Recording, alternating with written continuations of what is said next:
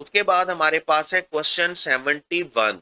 अब क्वेश्चन 71 में हमारे पास जो सिलसिला स्टार्ट होता है उसमें अगर आप एक दफा रूल को समझ लें, वर्ड्स को समझ लें, तो आपके लिए बड़ी आसानी हो जाएगी। देखें, तीन वर्ड्स आपने जहन में रखने हैं। पहला वर्ड है आपके पास सम, दूसरा वर्ड है आपके पास एनी, और तीसरा वर्ड है आपके पास नो। ये बात मैं थोड़ी डिटेल के साथ एडवर्ब वाले लेक्चर में एक्सप्लेन भी कर कर आया हूं, और वो गालबन हमारा टेस्ट था, टेस्ट 6, सम एनी और नो।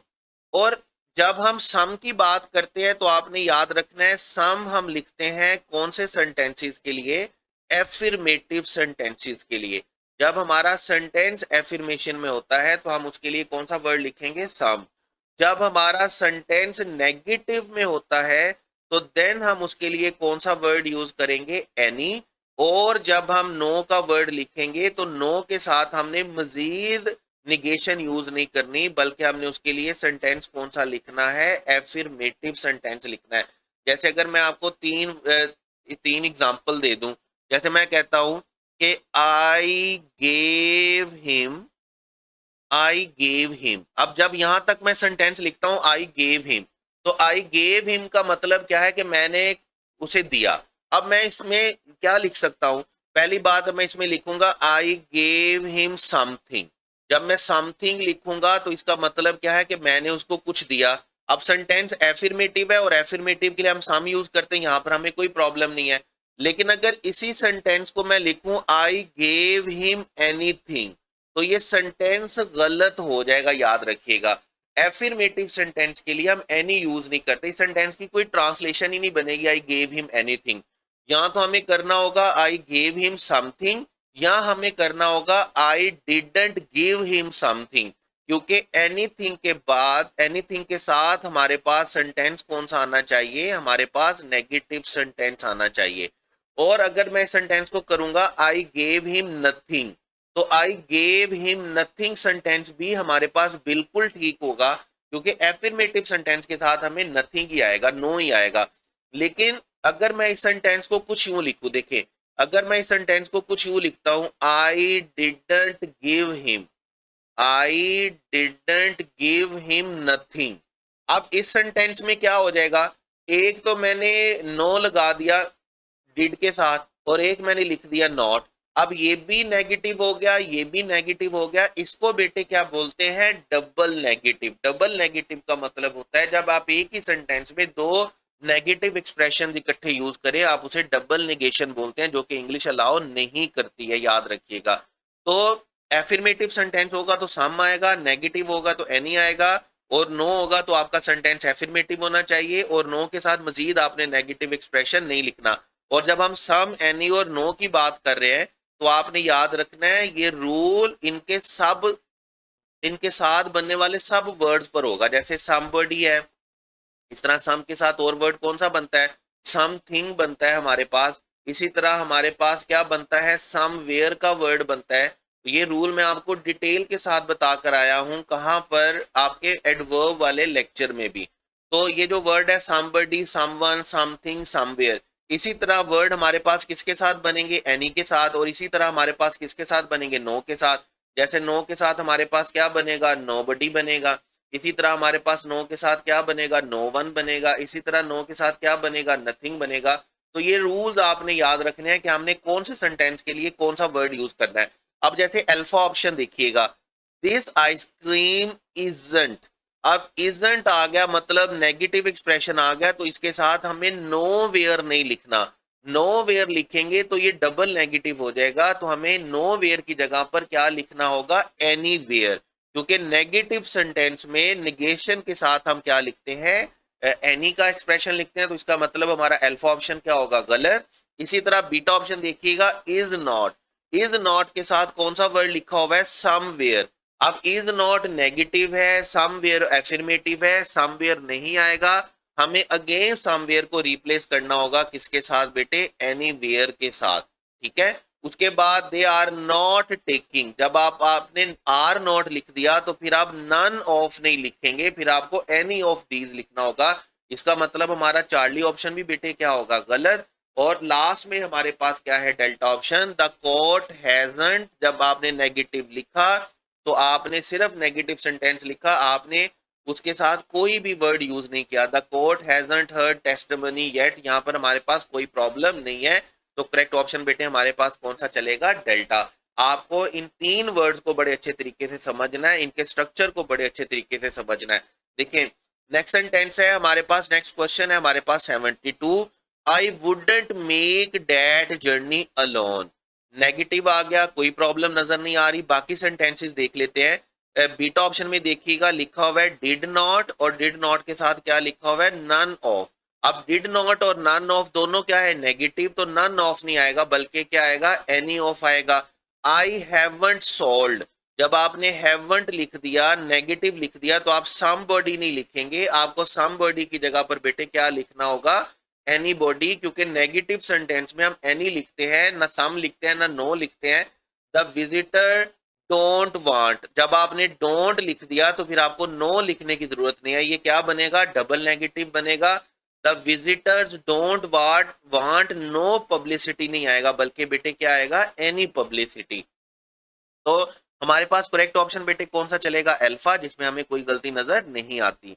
उसके बाद हम चलेंगे क्वेश्चन 73 पे। यहां पर भी अगेन आप देखेंगे कि इज नॉट के साथ कौन सा वर्ड लिखा हुआ है, इज नॉट के साथ ही वर्ड लिखा हुआ है नो वेयर। अब इज नॉट भी नेगेटिव है, नो वेयर भी नेगेटिव है, इसका मतलब नो वेयर नहीं आएगा। नो वेयर की जगह पर कौन सा वर्ड आना चाहिए, एनीवेयर। इसके बाद है our newspaper hasn't printed, has not negative आ गया तो इसके साथ आपको नथिंग नहीं लिखना, डबल नेगेटिव में चला जाएगा। आपको नथिंग को रिप्लेस करना है बेटे किसके साथ, एनीथिंग के साथ। उसके बाद वी कांट अग्री, जब कांट लिखा हुआ है तो फिर एनी आएगा, कोई प्रॉब्लम हमें चार्ली ऑप्शन में नजर नहीं आती। लेकिन डेल्टा में देखिएगा डिड नॉट के साथ नोबडी लिखा हुआ है, जबकि डिड नॉट के साथ आप नोबडी नहीं लिखेंगे। इसका मतलब हमारा करेक्ट ऑप्शन बेटे कौन सा होगा, चार्ली। उसका नेक्स्ट क्वेश्चन है हमारे पास 74, और 74 से जो टॉपिक आपका स्टार्ट हो रहा है वो आपके पास है इन्वर्जन। पहले इन्वर्जन को अच्छी तरह से समझेंगे और हम ये भी देखेंगे कि आप इन्वर्जन 2 3 4 जगहों पर पहले पढ़कर भी आए हैं। देखें इन्वर्जन हमारे पास क्या होता है, इंग्लिश में हमारा बेसिक स्ट्रक्चर जो होता है ना इंग्लिश का, वो हमारे पास क्या होता है, सब्जेक्ट वर्ब और ऑब्जेक्ट। यानी कि जब हम एक सेंटेंस में, इंग्लिश के सेंटेंस में वर्ड्स को अरेंज करते हैं, जिसको हम ग्रामर में अगर आप बोलेंगे तो ग्रामर का जो वर्ड आपके पास होता है वो क्या होता है, सेंटेक्स होता है, arrangement of words in a sentence. हम सबसे पहले नंबर 1 पर क्या लिखते हैं, सब्जेक्ट। नंबर 2 पे हम वर्ब लिखते हैं, फिर वर्ब दो हिस्सों में डिवाइड हो जाता है, हेल्पिंग वर्ब और वर्ब में, मेन वर्ब में। और फिर तीसरा हमारे पास क्या होता है, तीसरा हमारे पास बेटे होता है ऑब्जेक्ट। और ऑब्जेक्ट हमारे पास क्या होता है कि जिसमें हम जो हमारा विक्टिम ऑफ एक्शन होता है। अब ये तो हमारे पास होती है बेसिक अरेंजमेंट, लेकिन जब आप इन्वर्जन की बात करते हैं ना, तो इन्वर्जन का मतलब होता है कि आप सेंटेंस में हेल्पिंग वर्ब पहले लिखते हैं और आप अपने सब्जेक्ट को बाद में लिखते हैं। यानी कि आप अपना स्ट्रक्चर इन्वर्ट कर देते हैं। जैसे अगर आपको याद हो, आप 3 4 जगह पर पहले पढ़कर भी आए, मैं पहले आपको वो याद करवा देता हूँ। नंबर 1 हम एक स्ट्रक्चर पढ़कर आए नो सूनर के साथ, और नो सूनर के साथ हमने क्या पढ़ा कि अगर हमारा सेंटेंस नो सूनर से स्टार्ट होगा तो इसके बाद हमें इन्वर्जन लिखनी है। इन्वर्जन लिखने का मतलब क्या है कि इसके बाद हमें पहले हेल्पिंग वर्ब लिखना होता था, और हेल्पिंग वर्ब के बाद फिर हमने क्या लिखना है, अपना सब्जेक्ट लिखना है। इसी तरह दूसरा एक्सप्रेशन आप पढ़कर आए हैं कि आपने पढ़ा कि हमारे पास अगर सेंटेंस हार्डली, स्कार्सली या बेयरली से स्टार्ट होगा, अगर आपका सेंटेंस इन 3 वर्ड में से किसी एक वर्ड पर स्टार्ट होता है तो आपने इसके बाद इन्वर्जन लिखनी होती है। इन्वर्जन लिखने का मतलब क्या है, अगेन कि आपने पहले हेल्पिंग वर्ब लिखना है और उसके बाद आपने सब्जेक्ट लिखना है। फिर आप तीसरा इन्वर्जन पढ़कर आए हैं कंडीशनल सेंटेंसेस में, और मैं बड़े ही यकीन और इत्मीनान के साथ कह सकता हूं कि जिन बच्चों ने रेगुलर सेशन मुझसे नहीं पढ़ा हुआ, उन बच्चों ने कंडीशनल सेंटेंसेस में ये इन्वर्जन नहीं पढ़ी होगी, क्योंकि टीचर्स नहीं पढ़ाते ये इन्वर्जन, मुझे पता है, मुझे यकीन है इस बात पे। तो कंडीशनल का इन्वर्जन किस तरह का होता है कि हम जो फर्स्ट कंडीशन है, रियल कंडीशन, उसको तो इन्वर्जन में लिखते नहीं है, लेकिन जो हमारी सेकंड कंडीशन होती है, सेकंड कंडीशन में हम सेंटेंस को किससे स्टार्ट करते हैं, इफ की बजाय शुड से स्टार्ट करते हैं। शुड के बाद सब्जेक्ट आता है और सब्जेक्ट के बाद वर्ब की कौन सी फॉर्म आती है, फर्स्ट फॉर्म। फिर हम सेकंड थर्ड कंडीशन की बात करें तो थर्ड कंडीशन को हम बेटे किससे स्टार्ट करते थे, वर के साथ, और वर के बाद हम हमारे पास सब्जेक्ट आएगा और सब्जेक्ट के बाद वर के साथ कौन सी फॉर्म आएगी, टू प्लस फर्स्ट फॉर्म। ये मैं फर्स्ट क्लॉज की बात कर रहा हूं, सेकंड क्लॉज में कोई चेंज नहीं होता। ये जो इफ क्लॉज होती है ना, हम उसको चेंज करते हैं। फोर्थ कंडीशन में हम सेंटेंस को किससे स्टार्ट करते हैं, हेड के साथ, और हेड के बाद हम क्या करेंगे, सब्जेक्ट, और सब्जेक्ट के बाद हमें डेफिनेटली वर्ब की कौन सी फॉर्म लिखनी होती है, थर्ड फॉर्म। ये तीन स्ट्रक्चर आप पढ़कर आते हैं किसमें बेटे, कंडीशनल सेंटेंसेस में। तो ये तीन रूल जो है वो आप पढ़कर आ रहे होते हैं पहले से, लेकिन हमें चूंकि पता नहीं होता तो हम क्या कर रहे हैं, ये जो 5-6 क्वेश्चन हमारे पास रहते हैं इसमें हम सारे इन्वर्जन के रूल्स को डिस्कस करेंगे। ये आपके मुकम्मल एक नोट्स बन जाएंगे आपके पास इन्वर्जन के। जैसे रूल नंबर 4 इसमें शामिल कर लीजिएगा, और रूल नंबर 4 आप शामिल क्या करेंगे कि लिटल का वर्ड जहां पर भी सेंटेंस के स्टार्ट में आ जाए इसके बाद आपको इन्वर्जन लिखनी है, ठीक है। जैसे अगर आप देखेंगे अल्फा ऑप्शन और बीटा ऑप्शन, अल्फा और बीटा ऑप्शन में क्या आपके पास देखें, अल्फा और बीटा ऑप्शन इस तरह है कि अल्फा में आपका वर्ड किससे स्टार्ट हो रहा है, लिटल से। बीटा में आपका सेंटेंस किससे स्टार्ट हो रहा है, इन्वर्जन से। तो इसके लिटल से स्टार्ट हो रहा है तो उसका मतलब इन्वर्जन आनी चाहिए। अब लिटल के बाद भी डज लिखा हुआ है और लिटल के बाद डिड लिखा हुआ है, तो हमें यहाँ पर बज़ाहिर तौर पर हमें यहाँ पे कोई प्रॉब्लम नजर नहीं आ रही, लेकिन हमने इसको जस्टिफाई भी तो करना है। जस्टिफाई कैसे, देखिए हमारा सब्जेक्ट क्या है, पीपल। अब पीपल हमारे पास कौन सा सब्जेक्ट होता है, प्लूरल सब्जेक्ट होता है। जब सब्जेक्ट प्लूरल है तो हम उसके साथ डज का वर्ड यूज नहीं करेंगे, हमें यहाँ पर क्या वर्ड यूज करना चाहिए था, डू। तो डज की वजह से हमारा अल्फा ऑप्शन क्या होता है, गलत। उसके बाद लिटिल के बाद डिड लिखा हुआ है, यहां तक तो ठीक है, लेकिन डिड के साथ जो फॉर्म लिखी हुई है वो कौन सी लिखी हुई है, सेकंड फॉर्म। जबकि हम इस बात को जानते हैं कि जब हमारा हेल्पिंग वर्ब डू, डज और डिड होता है तो हमने इनके साथ वर्ब की कौन सी फॉर्म लिखनी होती है, हमने इनके साथ वर्ब की फर्स्ट फॉर्म लिखनी होती है। तो यहाँ पर हमारे पास न्यू की वजह से हमारा बीटा ऑप्शन भी क्या होता है, गलत। उसके बाद देखें अंडर नो सर्कमस्टांसेस, ये वर्ड को याद रख लीजिएगा। इसके बाद इन्वर्जन लिखते हैं, इस तरह के और वर्ड्स आएंगे जो भी मैं आपको लिस्ट की सूरत में बाद में बता दूंगा, ठीक है। ये हमारा रूल नंबर 5, 6, 7 इस तरह बन जाएगा। अभी हम रूल नंबर 4 की बात कर रहे हैं और रूल नंबर 4 हमारे पास किसके साथ है, लिटिल के साथ। तो कहता है अंडर नो सर्कमस्टांस शुड, और शुड के साथ वर्ब की फर्स्ट फॉर्म आनी चाहिए, जबकि यहाँ पर क्या लिखा हुआ है, ट्रेवल्ड लिखा हुआ है। हम पढ़कर आते हैं कि मॉडल एक्सिलरी के साथ वर्ब की कौन सी फॉर्म आनी चाहिए, वर्ब की फर्स्ट फॉर्म, जबकि यहाँ पर क्या लिखा हुआ है, ट्रेवल्ड, जो कि किसी भी सूरत में एक्सेप्टेबल नहीं है। उसके बाद बीटा ऑप्शन है in no way, in no वे याद रखिएगा, ये रूल नंबर 5 अपने पास नोट कर लीजिएगा इन्वर्जन का, कि जहां पर भी सेंटेंस नेगेटिव एक्सप्रेशन से स्टार्ट होगा तो हमने सेंटेंस के बाद सेंटेंस को किससे लिखना होता है, इन्वर्जन, नेगेटिव एक्सप्रेशन के बाद इन्वर्जन से लिखना होता है। तो हमारे पास इन नो वे के बाद डिड आएगा और डिड के साथ वर्ब की कौन सी फॉर्म आएगी, फर्स्ट फॉर्म। हेल्पिंग वर्ब के बाद सब्जेक्ट आएगा, तो हमें इस सेंटेंस में कोई प्रॉब्लम नजर नहीं आती। तो हमारा करेक्ट ऑप्शन बेटे क्या चलेगा, हमारा करेक्ट ऑप्शन यहाँ पर क्या चलेगा, डेल्टा, ठीक है। ये टाइपो है, कंपोजिंग मिस्टेक है, चार्ली और डेल्टा, करेक्ट ऑप्शन हमारे पास क्या चलेगा, डेल्टा।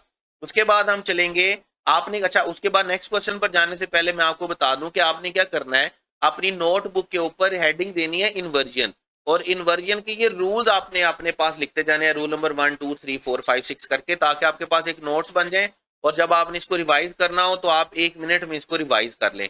नेक्स्ट क्वेश्चन है बेटे हमारे पास 75, और 75 में हमारे पास क्वेश्चन है और आप एक्सप्रेशन देख रहे होंगे। अल्फा ऑप्शन हमारा स्टार्ट हो रहा है not only, beta option start हो रहा है नॉट ओनली, चार्ली ऑप्शन हमारे पास स्टार्ट हो रहा है नो सूनर, और डेल्टा ऑप्शन हमारे पास स्टार्ट हो रहा है हार्डली से। अच्छा, अब ये तीन एक्सप्रेशन आप याद कर लें। पहला एक्सप्रेशन है आपके पास नॉट ओनली, और नॉट ओनली के साथ आप याद रखेंगे कि पेयर किसके साथ बनेगा, बट आल्सो के साथ, ठीक है। अच्छा, आप सिर्फ हमेशा आप याद रखिएगा जब आप नॉट ओनली बट आल्सो पढ़ते हैं ना, तो सिर्फ ये नॉट ओनली बट आल्सो नहीं होता, ये याद रखिएगा। ये not only but also standard structure है। उसके बाद इसके जो इसके साथ जो स्ट्रक्चर बनते हैं नॉट ओनली बट आल्सो के साथ, क्या बनता है, नॉट बट बनेगा, ठीक है। नॉट बट के साथ नो बट बनेगा, नो बट के साथ नथिंग बट बनेगा। ये चार एक्सप्रेशन आपने याद रखना है। ये चार एक्सप्रेशन असल में हमारे पास होते हैं, not only but also, not but, no but और नथिंग बट। यानी कि जो रूल्स आप पढ़ते हैं ना nothing not only but also के लिए, असल में वही रूल आपके पास किसके साथ है, नॉट बट के साथ, नो बट के साथ और नथिंग बट के साथ। इसके बाद आपके पास सेकंड एक्सप्रेशन आता है नो सूनर। और नो सूनर आप समझ जानते हैं, हम पढ़कर आए हैं कि नो सूनर का पेयर हमेशा किसके साथ बनेगा, THAN देन के साथ, ठीक है। उसके बाद थर्ड एक्सप्रेशन हमारे पास कौन सा है, जिसमें हमारा सेंटेंस या तो हार्डली से स्टार्ट होगा, या स्कार्सली से स्टार्ट होगा, या हमारे पास सेंटेंस किससे स्टार्ट होगा, बेयरली से स्टार्ट होगा। और हार्डली, स्कार्सली, बेयरली के साथ हमारे पास पेयर बेटा किसके साथ बनेगा, व्हेन के साथ बनेगा। तो ऐसी सूरत में ये तीनों सूरतों में, ठीक है, जब not only, no sooner, hardly, scarcely, barely से सेंटेंस स्टार्ट किया जाएगा, तो आपने याद रखना है आपने इन तीनों वर्ड्स के बाद सेंटेंस में क्या लिखनी है, इन्वर्जन लिखनी है। इन्वर्जन का मतलब क्या है कि अगेन आपने हेल्पिंग वर्ब पहले लिखना है और सब्जेक्ट को कहां पर लिखना है, बाद में। याद रखेंगे आप, हेल्पिंग वर्ब पहले आएगा और सब्जेक्ट कहां पर आएगा, बाद में। जैसे अल्फा ऑप्शन देखिएगा, नॉट ओनली, अब नॉट ओनली आ गया तो इन्वर्जन आनी चाहिए, तो हेल्पिंग वर्ब तो पहले लिखा हुआ है, सब्जेक्ट बाद में लिखा हुआ है, यहां तक तो बात ठीक है। लेकिन डिड के साथ चूंकि फर्स्ट फॉर्म आनी चाहिए, जबकि यहां पर क्या लिखा हुआ है, हैड। इसका मतलब हैड की वजह से हमारा अल्फा ऑप्शन क्या है, गलत।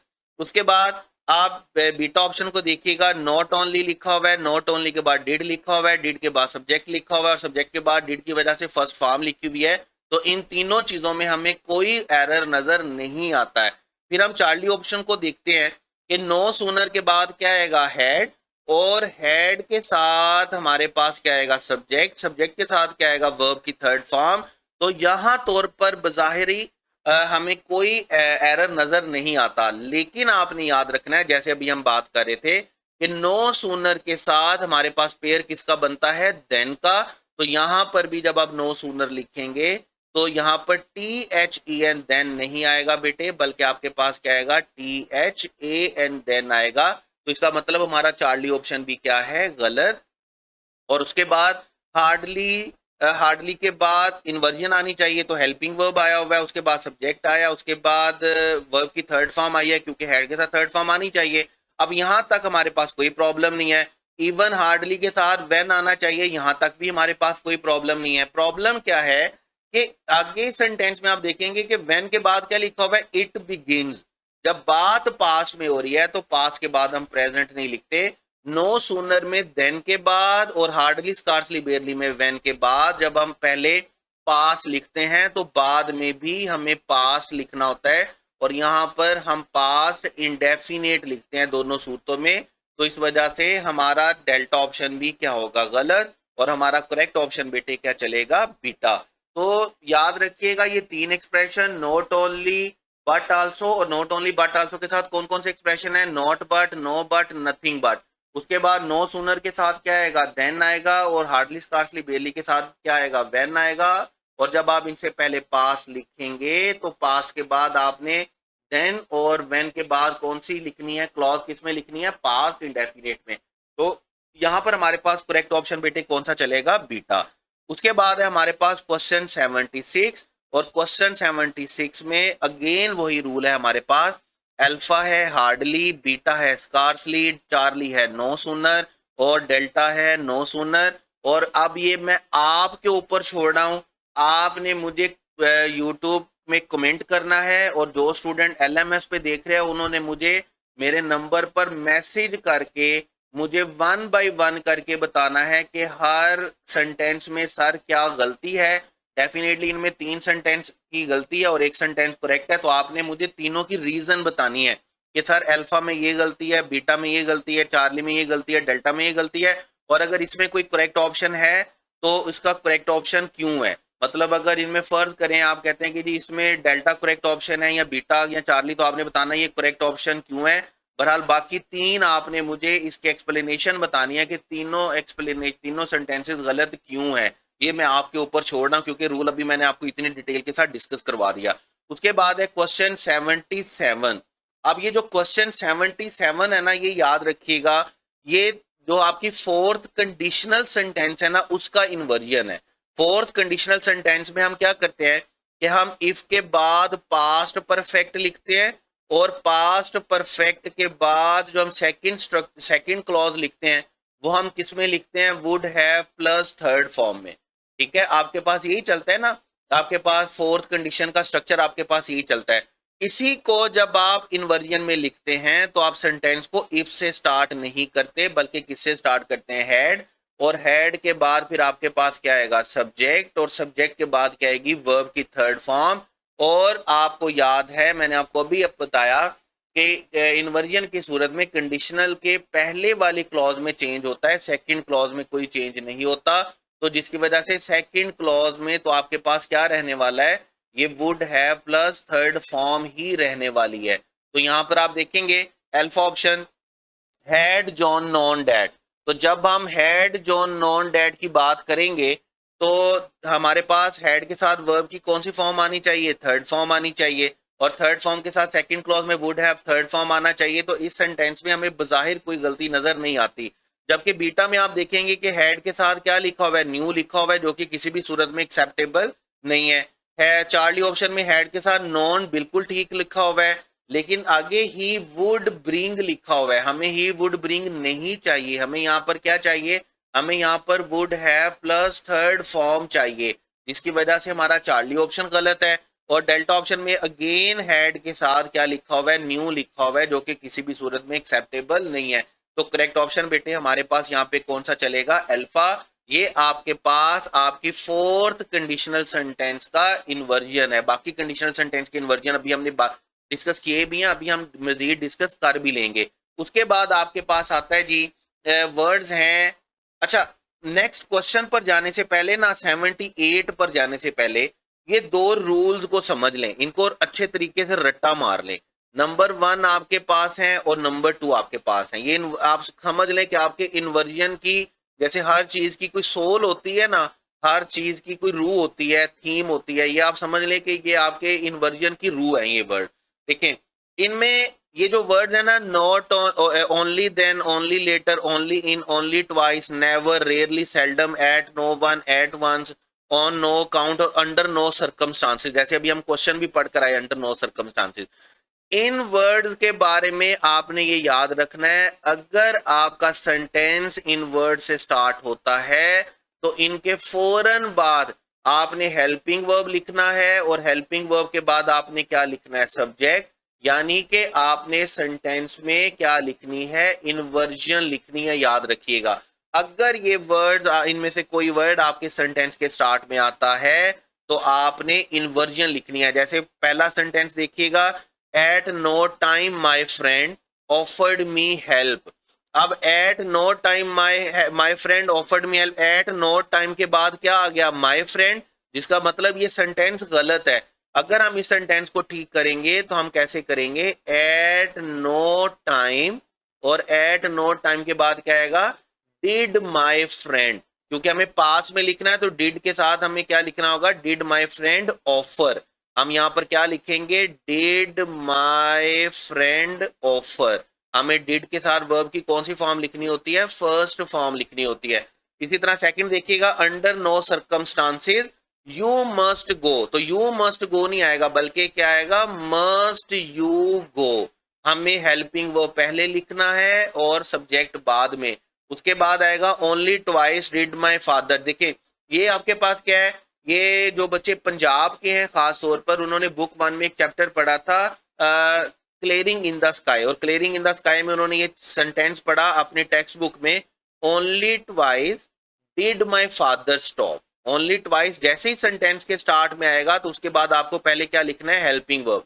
तो आप क्या लिखेंगे, only twice did my father stop did my father stop का मतलब क्या है कि ओनली ट्वाइस के बाद आपको हेल्पिंग वर्ब लिखना है, उसके बाद सब्जेक्ट लिखना है और उसके बाद वर्ब लिखना है। तो जहां पर भी ये वर्ड्स आपके पास पहले आ जाएंगे उनके बाद आपने पहले हेल्पिंग वर्ब लिखना है, उसके बाद सब्जेक्ट लिखना है, यानी कि आपको क्या लिखनी है बेटे, इन्वर्जन लिखनी है।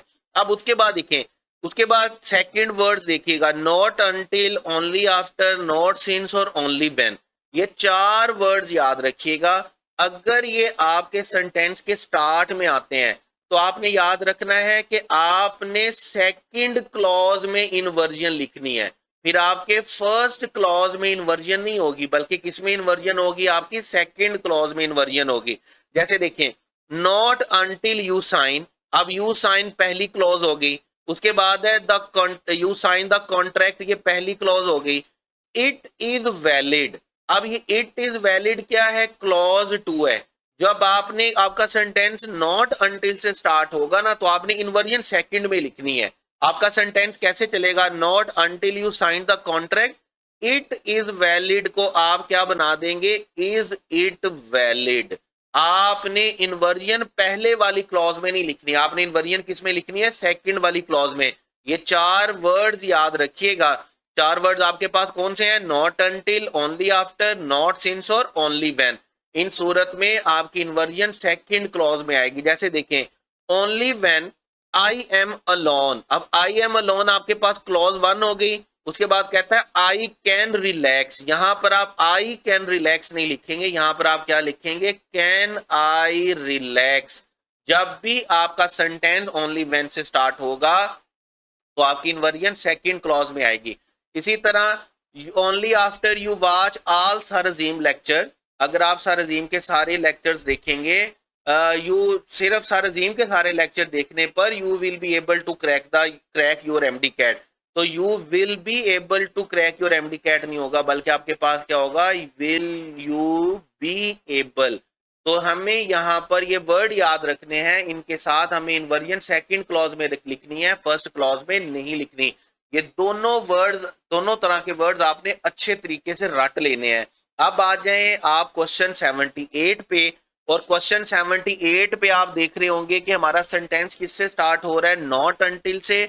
नॉट अनटिल से स्टार्ट हो रहा है तो हमें इन्वर्जन लिखनी है, और इन्वर्जन लिखनी है तो हमारा सेंटेंस कैसे चलेगा। और नॉट अनटिल अगर आपने इन्वर्जन लिखनी है तो नॉट अनटिल आप देख रहे होंगे कि कौन से वर्ड्स में इन्वर्जन है, जिनमें हम सेकंड क्लॉज के साथ इन्वर्जन लिखते हैं, फर्स्ट के साथ इन्वर्जन नहीं लिखनी। She moved to San Diego in 1988, यहां पर पहला क्लॉज आ गया, हमें पहले क्लॉज के साथ इन्वर्जन नहीं लिखनी, जिसकी वजह से हमारा बीटा और डेल्टा ऑप्शन क्या होगा, गलत। उसके बाद कहता है डिड शी सीक, तो जब हम डिड शी सीक लिखेंगे तो हमारा करेक्ट ऑप्शन बेटे क्या होगा, चार्ली। और अल्फा में तो इन्वर्जन लिखी नहीं हुई, ना पहले वाले में लिखी हुई है ना सेकंड वाले में लिखी हुई है, तो करेक्ट ऑप्शन हमारे पास क्या चलेगा, चार्ली। चार वर्ड्स आपने याद रखने हैं, not until, only after, not since, only when. और जहां पर ये चार वर्ड्स आ जाएंगे जैसे इस सेंटेंस में आ गए तो आपका इन्वर्जन पहले वाली क्लॉज में नहीं होगा, आपका इन्वर्जन किसके साथ होगा, सेकंड क्लॉज में। तो करेक्ट ऑप्शन आपके पास बेटे कौन सा चलेगा, चार्ली। उसके बाद है 79, ओनली आफ्टर। अब ओनली आफ्टर में आपने अगेन आपने क्या करना है, इन्वर्जन लिखनी है। और ओनली आफ्टर में इन्वर्जन, ओनली आफ्टर के वर्ड को अगर आप देखेंगे तो अगेन हमारे पास किन वर्ड में शामिल है, जिनमें इन्वर्जन हमने किस में लिखनी है, सेकंड वन में। तो हम क्या लिखेंगे, ओनली आफ्टर काउंटलेस रीराइट्स। अब काउंटलेस रीराइट्स हमारे पास क्या आ जाएगा, हमारे पास क्लॉज आ जाएगी, उसके बाद हम बड़े बोलेंगे डिड, और डिड के बाद सब्जेक्ट आएगा, सब्जेक्ट के बाद चूंकि डिड आ गया तो डिड के साथ हमें फर्स्ट फॉर्म लिखनी है, हमें सेकंड फॉर्म नहीं लिखनी। तो करेक्ट ऑप्शन बेटे हमारे पास कौन सा चलेगा, हमारे पास करेक्ट ऑप्शन चलेगा अल्फा। उसके बाद हमारे पास क्या चलेगा, हम क्या चलेंगे, हमारे पास सेंटेंस कैसे चलेगा, क्वेश्चन नंबर 80। और क्वेश्चन नंबर 80 में आप देख रहे हैं, क्वेश्चन नंबर 80 खास तौर पर बेटे याद रखिएगा, इन्वर्जन है किसकी, कंडीशनल सेंटेंसेस की। मैं थोड़ा सा इसको डिटेल के साथ डिस्कस कर देता हूं ताकि वो स्टूडेंट्स जिन्होंने हमारे साथ नहीं पढ़ा हुआ उनको समझ में आ जाए। वैसे मैंने आगे बोल भी दिया, देखें हम फर्स्ट कंडीशन की इन्वर्जन नहीं लिखते हैं, तो फर्स्ट कंडीशन को हम डिस्कस नहीं कर रहे। बाकी हमारे पास बचा सेकंड कंडीशन, हमारे पास बची थर्ड कंडीशन और हमारे पास बची फोर्थ कंडीशन। अब देखें सेकंड कंडीशन की फर्स्ट क्लॉज को आप किस तरह लिखते हैं। आप सेकंड कंडीशन की फर्स्ट क्लॉज को आप लिखते हैं इफ के साथ, और इफ के साथ आप उसको लिखते हैं किसके साथ, प्रेजेंट इंडेफिनिट के साथ। हम सिर्फ फर्स्ट क्लॉज को देखेंगे क्योंकि सेकंड क्लॉज में कोई चेंज नहीं होता। उसके बाद थर्ड कंडीशन को आप लिखते हैं इफ क्लॉज, और इफ क्लॉज के साथ आप किस में लिखते हैं, पास्ट इंडेफिनिट में। ठीक है, सेकंड क्लॉज को आप वुड प्लस फर्स्ट फॉर्म में लिख देते हैं। उसके बाद फोर्थ कंडीशन में आप इफ को लिखते हैं पास्ट परफेक्ट के साथ, और पास्ट परफेक्ट के साथ आप सेकंड क्लॉज को किस में लिख देते हैं, would have plus third form के साथ। आप जब इनको इन्वर्जन में लेके जाएंगे ना, तो आपने याद रखना है इन्वर्जन का मतलब सबसे पहला ये होगा कि इनको आपने इफ के साथ स्टार्ट नहीं करना, हेल्पिंग वर्ब से स्टार्ट करना है। और हेल्पिंग वर्ब से स्टार्ट करने के लिए सेकंड कंडीशन को आप किस हेल्पिंग वर्ब से स्टार्ट करेंगे, शुड के साथ। आप से थर्ड कंडीशन को किससे स्टार्ट करेंगे, वर के साथ। और आप फोर्थ कंडीशन को किसके साथ स्टार्ट करेंगे, हैड के साथ। और ये हैड वाला जो सेंटेंस है ये बार बार हमारे पास पेपर में आपको देखने को मिलेगा। उसके बाद आपको सब्जेक्ट लिखना होता है, तो आप शुड के बाद, हेड के बाद और वर के बाद क्या लिखेंगे, सब्जेक्ट लिखेंगे। सब्जेक्ट के बाद हमें फॉर्म ऑफ वर्ब लिखनी है, तो शुड के बाद आपने याद रखना है शुड के साथ आपको कौन सी फॉर्म लिखनी है, फर्स्ट फॉर्म। वर के साथ आपको लिखना है इंफिनिटिव, इंफिनिटिव मतलब टू प्लस फर्स्ट फॉर्म। और हेड के साथ आपको लिखनी है थर्ड फॉर्म, क्योंकि हेड के साथ आती थर्ड फॉर्म है। ये तीन स्ट्रक्चर बनेंगे आपके पास इन्वर्जन इन कंडीशनल सेंटेंसेस। सेकंड क्लॉज में कोई चेंज नहीं आएगा। यहां पर सेकंड क्लॉज किस में लिखी जाती है, यहां पर सेकंड क्लॉज लिखी जाती है फ्यूचर इंडेफिनिट में। यहां पर सेकंड क्लॉज किस में लिखी जाएगी, यानी कि थर्ड कंडीशन में सेकंड क्लॉज किस में लिखी जाती है, वुड प्लस फर्स्ट फॉर्म के साथ लिखी जाती है, यहां पर भी उसी में आएगी। उसके बाद लास्ट कंडीशनल सेंटेंस में किस में लिखी जाती है, would have plus third form में लिखी जाती है। तो यहां पर हमारे पास किसी तरह का कोई चेंज सेकंड क्लॉज में नहीं आएगा। तो यहां पर जब आप देख रहे होंगे अपने 80 सेंटेंस में, तो शुड के साथ हमने सेंटेंस जब स्टार्ट किया तो शुड के साथ हैड नहीं आएगा, शुड के साथ हमें वर्ब की फर्स्ट फॉर्म लिखनी होती है। इस वजह से यहां पर क्या आना चाहिए, हैव, जिसकी वजह से हमारा अल्फा ऑप्शन गलत होता है। बीटा ऑप्शन आप जब देखेंगे वर दे सेल, जब हमने वर लिख दिया तो मैंने अभी आपको क्या बताया, कि जब वर आएगा तो वर के बाद आपको क्या लिखना बेटे, टू प्लस फर्स्ट फॉर्म लिखनी है। तो वर के बाद सेल नहीं आएगा, बल्कि क्या आएगा, वर टू सेल। वर के साथ वर्ब की कौन सी फॉर्म आएगी, two plus first form, infinitive आएगा। डेल्टा ऑप्शन देखिएगा, अगेन वर के साथ क्या लिखा हुआ है, डिसअपेयर। वर के साथ डिसअपेयर नहीं आना, बल्कि वर के साथ हमारे पास क्या आएगा, were the sun to disappear. हमें वर के साथ इंफिनिटिव लिखना होता है, हमें वर के साथ टू प्लस फर्स्ट फॉर्म लिखनी होती है, जिसकी वजह से हमारा डेल्टा ऑप्शन भी क्या होगा, गलत। चार्ली ऑप्शन देखिएगा, I would have taken you out for lunch had I non you were in town. अब यहां पर क्या किया कि क्वेश्चन थोड़ा ट्रिकी कर दिया गया। सेकंड क्लॉज को पहले लिखा गया है, फर्स्ट क्लॉज को बाद में लिखा गया है, लेकिन फर्स्ट क्लॉज को लिखा किस में गया है, हैड के साथ इन्वर्जन में। हैड के साथ थर्ड फॉर्म आएगी, हैड आई नॉन, यहां पर किसी तरह की कोई एरर नहीं है।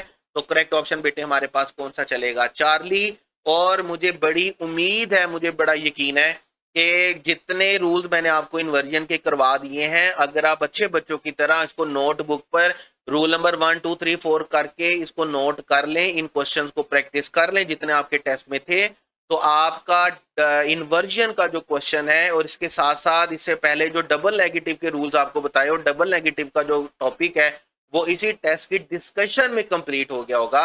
ये डिस्कशन थोड़ी लेंथी जरूर हो गई है, लेकिन मैं यकीन के साथ कह सकता हूं कि ये उन स्टूडेंट्स के लिए, खास तौर पर जो स्टूडेंट्स जिन स्टूडेंट्स ने पूरा सेशन मुझसे नहीं पढ़ा, उनके लिए बड़ी फ्रूटफुल होगी। और वो स्टूडेंट्स जिन्होंने सेशन तो मुझसे पढ़ा, लेकिन उनके लिए और ज्यादा फ्रूटफुल इस तरह होगी कि उनका सारे का सारा डबल नेगेटिव और इन्वर्जन का जो टॉपिक है वो रिपीट हो गया होगा। तो आज की डिस्कशन पहले ही बड़ी लंबी हो गई, तो बगैर कोई बात किए, बगैर कोई बात को बढ़ाए, अपना ख्याल रखिएगा, नेक्स्ट टेस्ट की तैयारी कीजिएगा। और अगर कोई प्रॉब्लम हो, कोई इशू हो, कोई क्वेश्चन हो, तो लाजमी तौर पर डायरेक्ट राब्ता कर लीजिएगा। I am always available for my all बेटीज एंड बेटाज। Wish you all the best. अल्लाह हाफिज।